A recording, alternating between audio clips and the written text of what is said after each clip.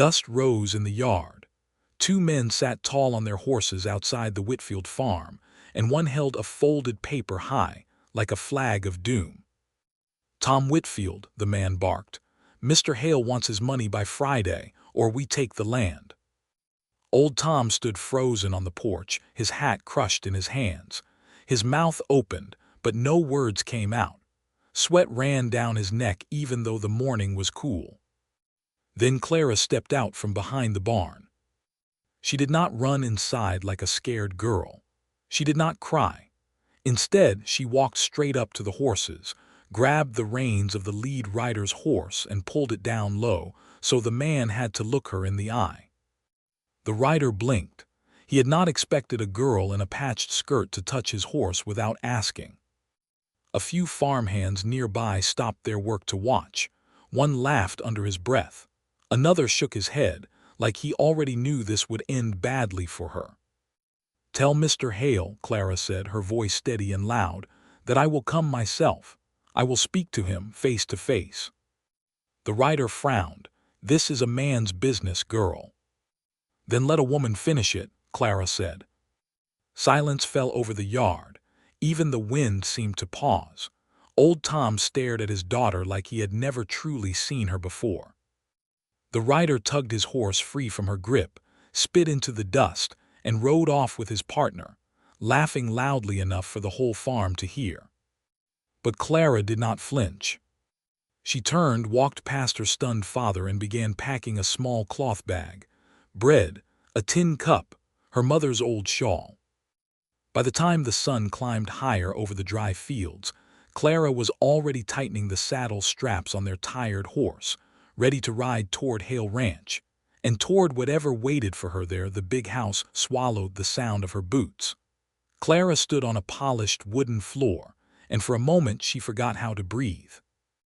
Behind a heavy desk sat a man with sharp eyes and a face like carved stone. He did not stand. He did not smile.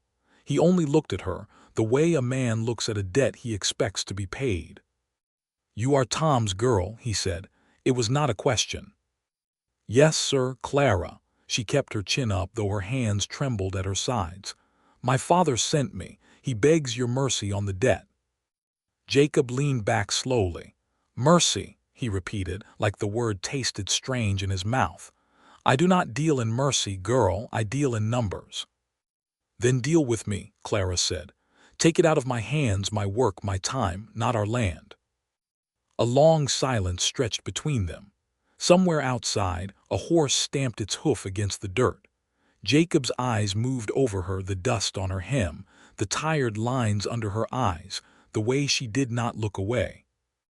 "Many men send letters," he said quietly. "None send their daughters to stand before me. My father is old, I am not." Something flickered behind Jacob's eyes, quick, like a match struck in the dark, then gone. He almost asked her something. He stopped himself. Instead, he stood, walked to the window, and stared out at his land without speaking. Clara waited, heart pounding, unsure if silence meant hope or ruin.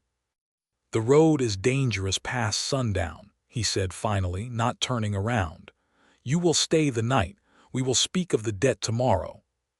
Clara's stomach tightened. "Stay here, in this cold man's house." "Thank you, sir," she said carefully. As she was led away, she caught him watching her from the corner of his eye just once before he turned back to his papers, his face hard again, as if nothing had happened at all. Thunder cracked like a gunshot over the valley. Rain fell in hard sheets, turning the ground to thick mud. The river had risen fast, swallowing the low fields where the cattle grazed. "Move them now," Jacob shouted over the wind, riding hard along the bank. Clara rode close behind him, soaked to the bone, her hair sticking to her face. Men scrambled through the storm, waving ropes, pushing frightened cattle away from the water. Then a small cry cut through the noise, a calf, trapped near the rising edge, legs sinking in the mud. Clara did not think. She jumped down from her horse and ran straight into the shallow flood.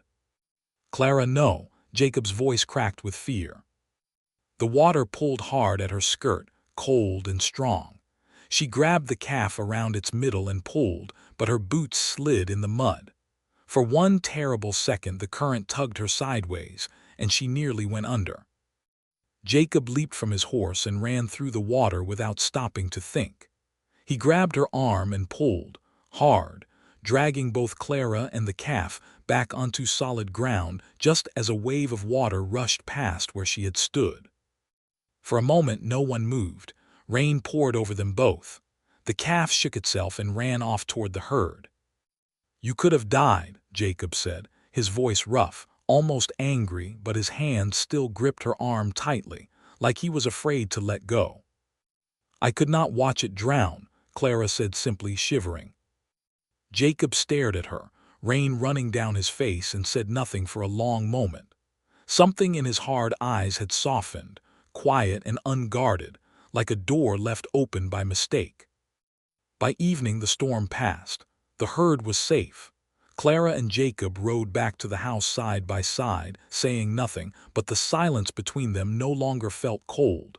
Clara stood by the gate, her bag already packed, ready to ride home.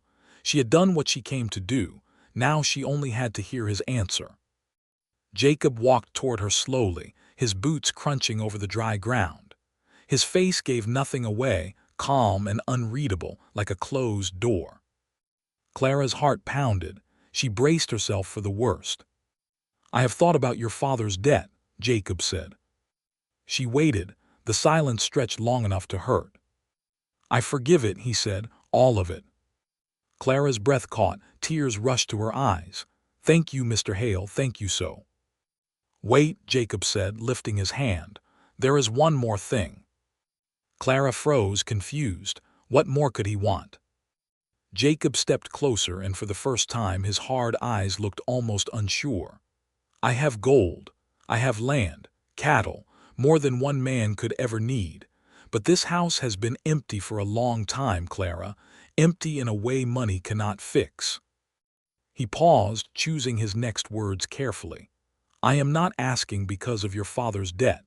I am asking because of you, because of what I saw in that storm. Will you stay here not as a guest, not as a servant, but as my wife?" Clara's hands trembled. Her eyes filled with tears, but this time they were warm, not fearful. "Yes," she whispered.